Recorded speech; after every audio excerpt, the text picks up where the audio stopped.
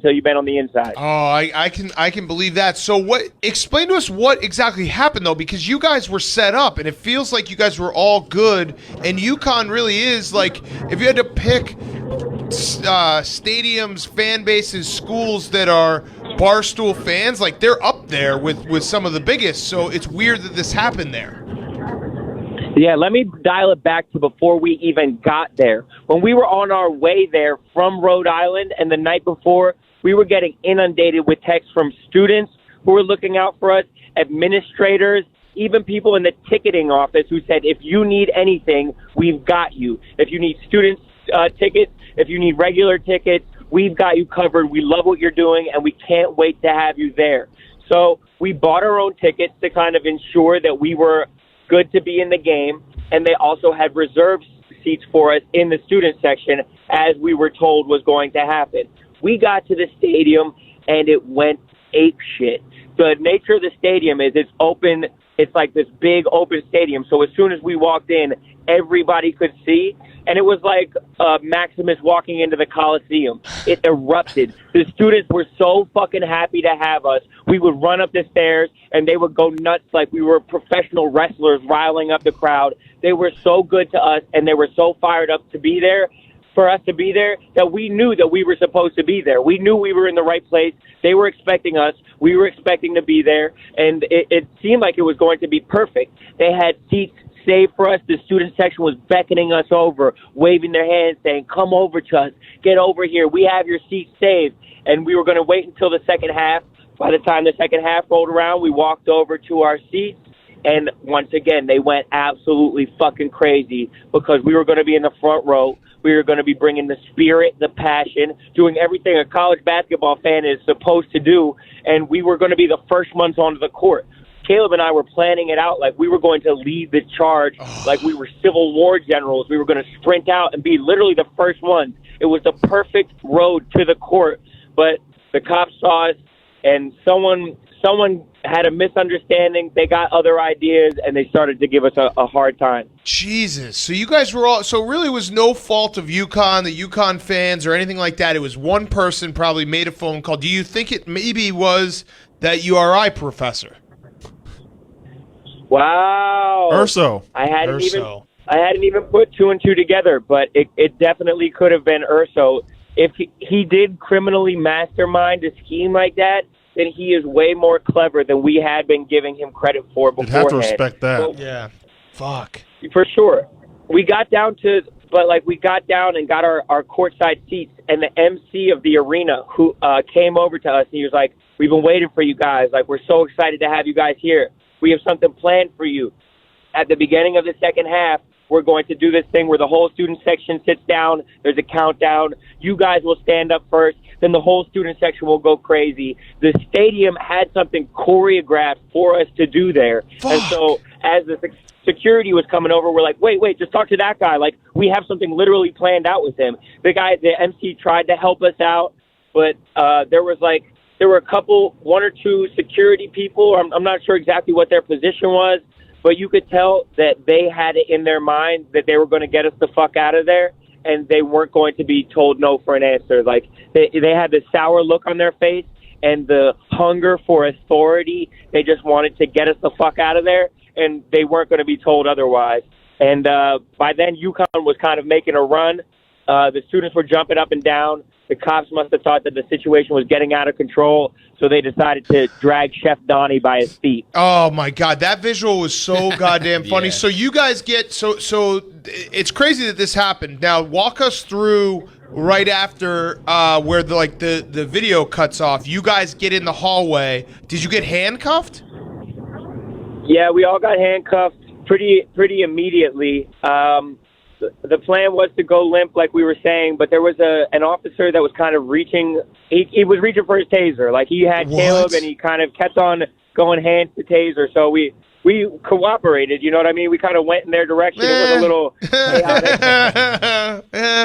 Caleb, a little Keystone Cops-ish. Yeah, Caleb doesn't really walk well. I think we need to start getting that narrative out there, so when this happens again, it's like Caleb's just not a good walker.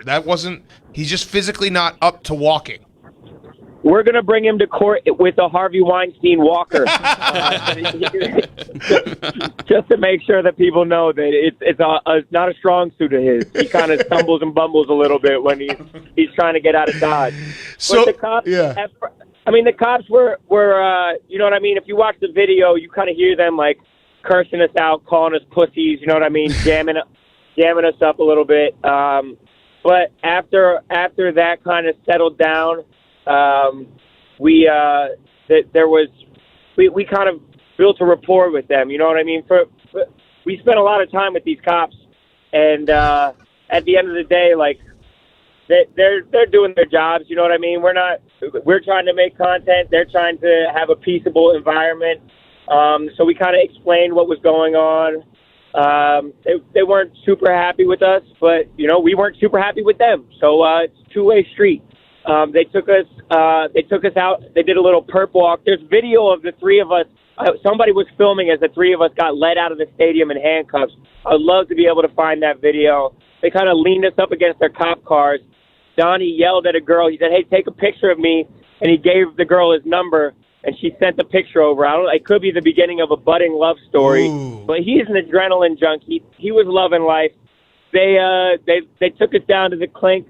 They interrogated us a little bit, fingerprinted us up.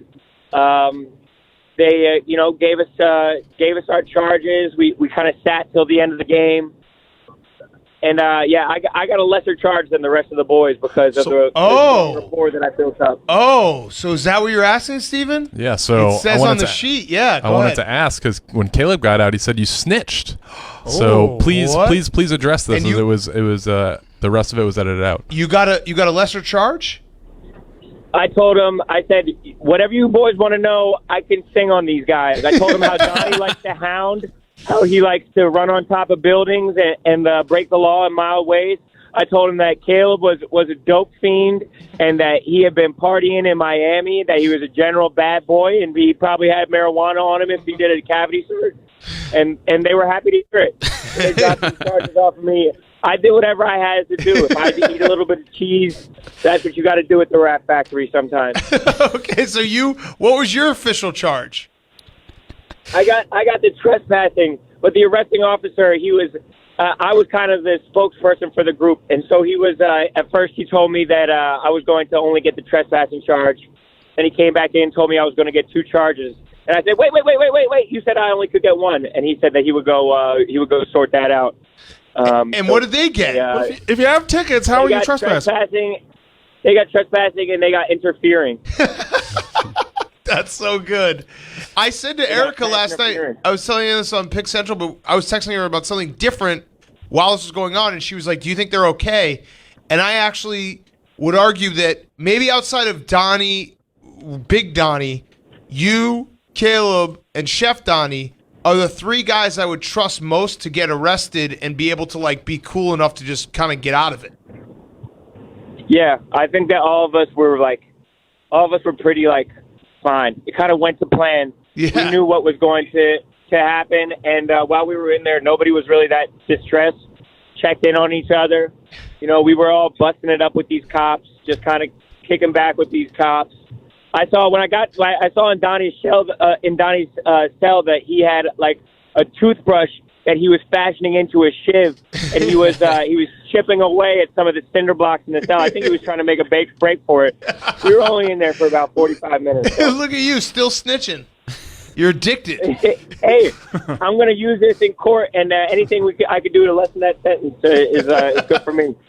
All right, well, so West Virginia's up next. We're going to try to get you guys hooked up at West Virginia. Where are you guys right now? We're on the road right now. We drove till about 6 in the morning. We're in central Pennsylvania right now, kind of trying to pop out the dick of Virginia and pop into West Virginia and go to Morgantown. We're going to have a night in Morgantown and then games at 12 o'clock on Saturday. Wow. Any tips as a West Virginia grad? Yeah, that's Nick? my old stomping grounds. There is a Michael's Craft Store that I used to frequent up in the Mile Ground. Beautiful. Worth checking out. Okay. Caleb and I are going to do some sleuthing while we're in West Virginia. There's been a theory that's been brought to our attention that neither KB nor Nick are from West Virginia, that they're actually Angelinos who learned about a town very specifically, and they have like a little content creator hive, and they've never even been to West Virginia. So we're going to get to the bottom of it. Okay. Perfect. All right, well, good luck and try to stay out of trouble. Well, you're good either way because you'll just snitch. Yeah, I'll just snitch out of it. All right, see you, Ron. Take it easy. God damn it. It looks like so much fun. So much fun. Real quick, Quip, makers of the Quip electric toothbrush.